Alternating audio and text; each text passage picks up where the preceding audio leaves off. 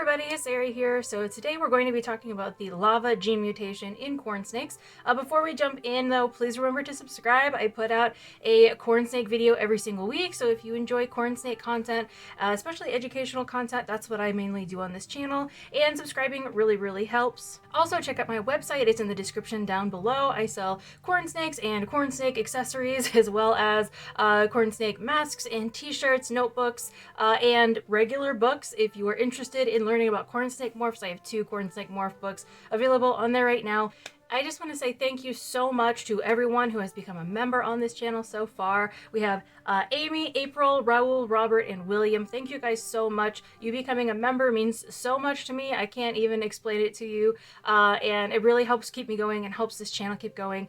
If you would also like to become a member and you're not a member already, you can click join under any video. I put out exclusive content for members only. In fact, earlier this week, I just put up a video about the yearlings that I had kept from 2020. They're technically 2 years old, but they're, you know, still yearling age to me. And I asked you guys what I should name them, and now that I've actually named them, I thought that people who were a little bit more invested might want to know, and so that is up for members only right now, as well as a couple other little things, any rant videos that I post, and anything that's not directly related to education on the channel is going to be for members only. So if you would like to see those things, just click join. It's $2 and it helps me out a lot.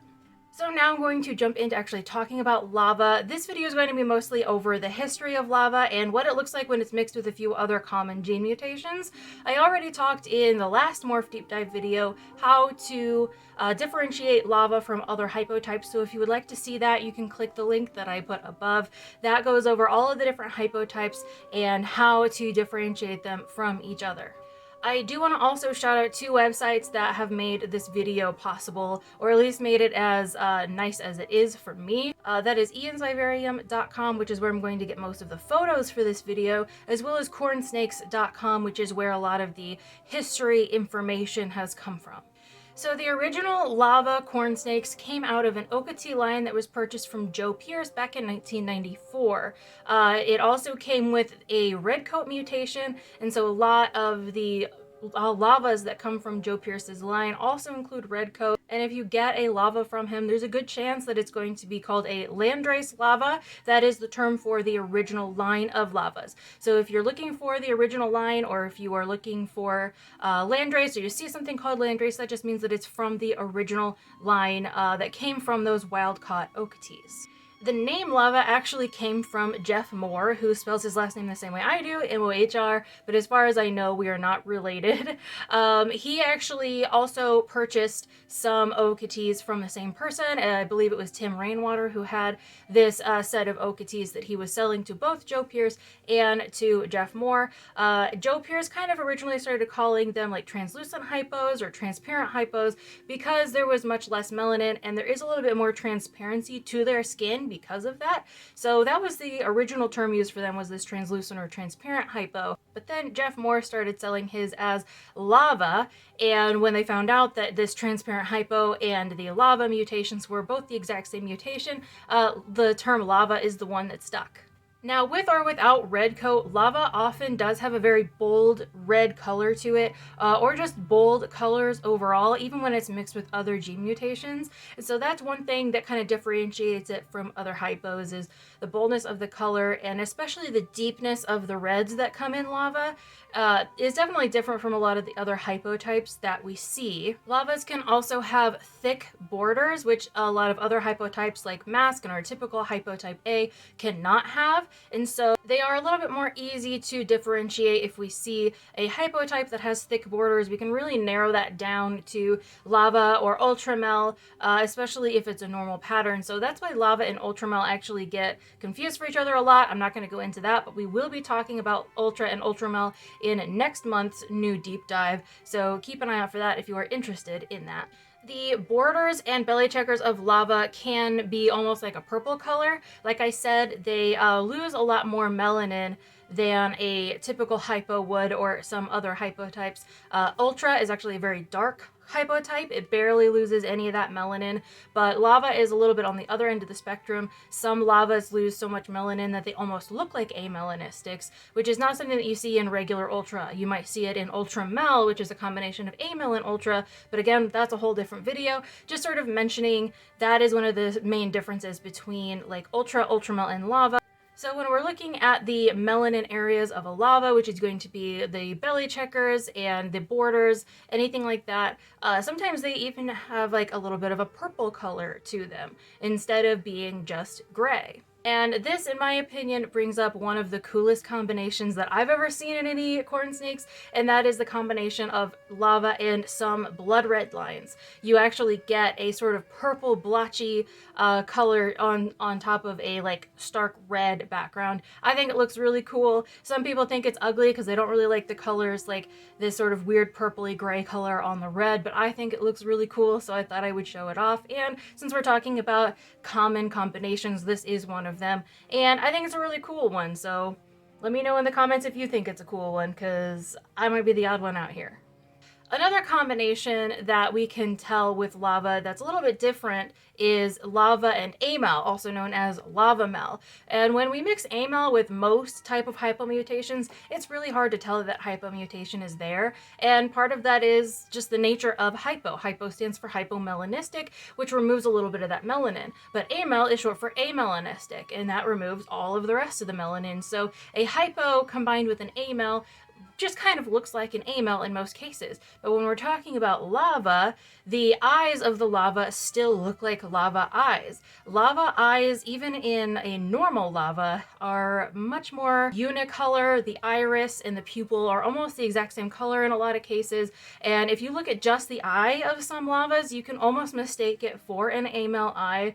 So when you mix amel and lava together, you still have that unicolor eye with the iris and the pupil almost being the exact same color. So you can tell the difference between a lava amel and a regular amel, or amel mixed with some other type of hypo, because amel mixed with something else or just amel by itself usually has a little bit more of a contrast in the color between the pupil and the iris. The pupil of an amel is going to be that sort of light ruby color, and the iris of a regular amel is usually going to be more of like an orange tone instead of red, whereas if you have a lava amel, it's just red on red. And so that is one way that we differentiate a regular amel from a lava mel. One of the exceptions to the rule of lavas usually having all bold, bright colors is when it's actually het cinder as well. I talked in our cinder video about how cinder is pretty much considered an incomplete dominant gene mutation at this point, because when you breed cinder to anything else, those offspring often are very obviously het cinder. They have kind of a more Miami look to them. They have an odd speckling to them that appears cinder-like. When we have a lava that's het cinder, we often get a lava that has this odd speckling and a much lighter color ground color, but they normally keep that same weird purple hue to their borders and their saddles.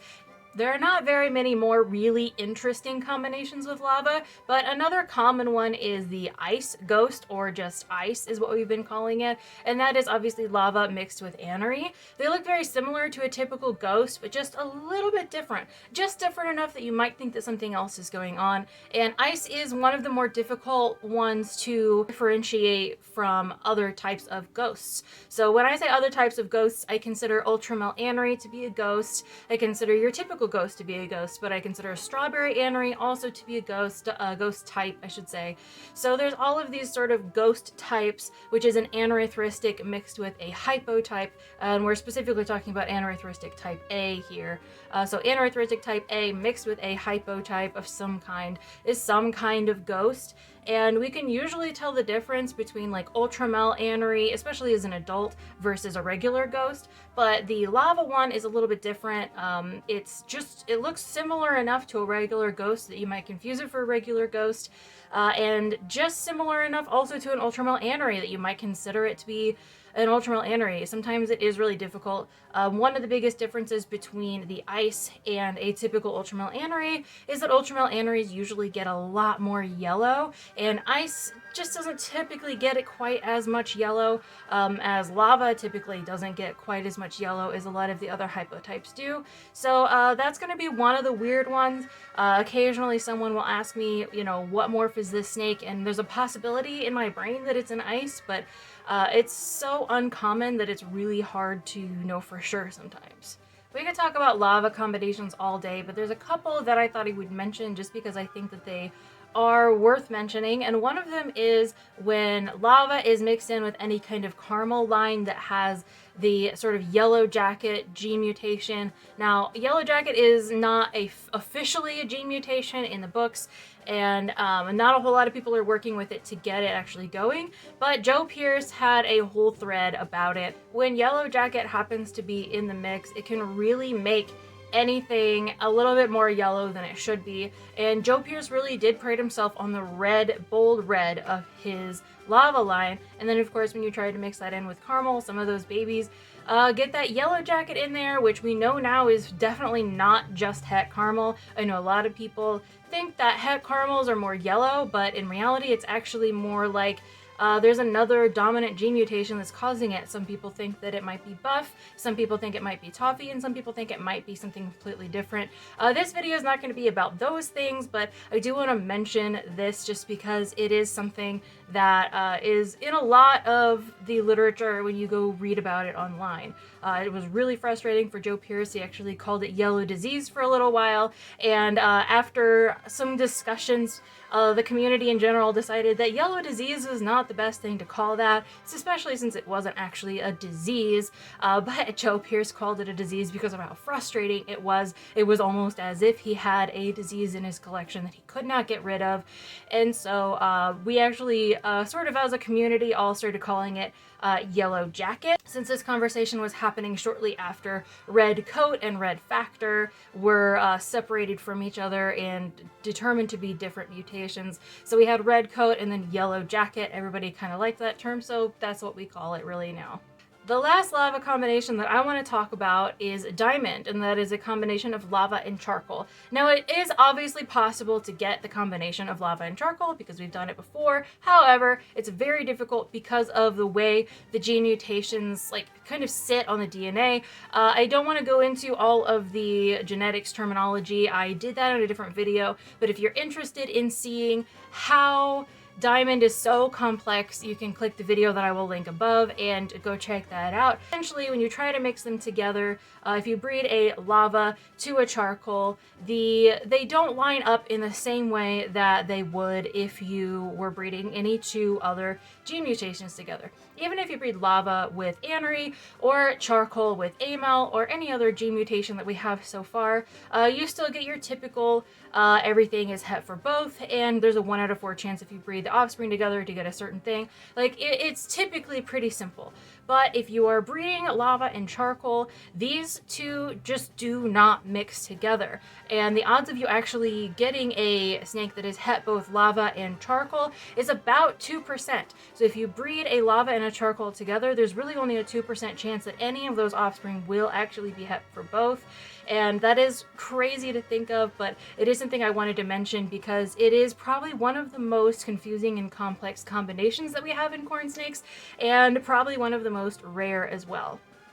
That's all I have for this week's video. Next week, I'm going to be doing a book review on this book by Mike McEachern, A Color Guide to Corn Snakes. This was copywritten in 1991, the year I was born, so I figured since we talk a lot about corn snake morphs on this channel, and corn snake morphs are kind of like my thing, that we would actually go over one of the earlier corn snake morph guides out there, and just to see how it compares to what we have now, even compared to the book that I wrote, or anything else that we see. We had some corn snake morph guide type of things in the back of the corn snake manual, which I reviewed last time. So again, if you're interested in getting a copy of the corn snake manual, I will link that above. Go click on it and comment on it, and you have a chance to win that. And if you would like to win this book as well, just make sure you're subscribed and your notifications are on for when this goes up. And as long as you comment on the book review of the book that I'm reviewing that month, you will have a chance to win that book. It's free shipping in the US, and you can still get it outside the US as long as you're willing to pay for shipping. That's all I have for you guys for now. I really appreciate you watching. Again, thank you so much to all of the members and to all of the subscribers as well. You guys really make it worth my while, and even though I'm really not making that much money, technically yes, I'm monetized, but I've only gotten one very small check from YouTube, and it wasn't even enough to cover all of the books that I've reviewed so far. So even though I'm not making that much money off of it, just seeing that you guys are here for it and enjoying the video and wanting to subscribe and wanting to become a member, those things really mean a lot to me. So again, thank you so much, and I will see you in the next video.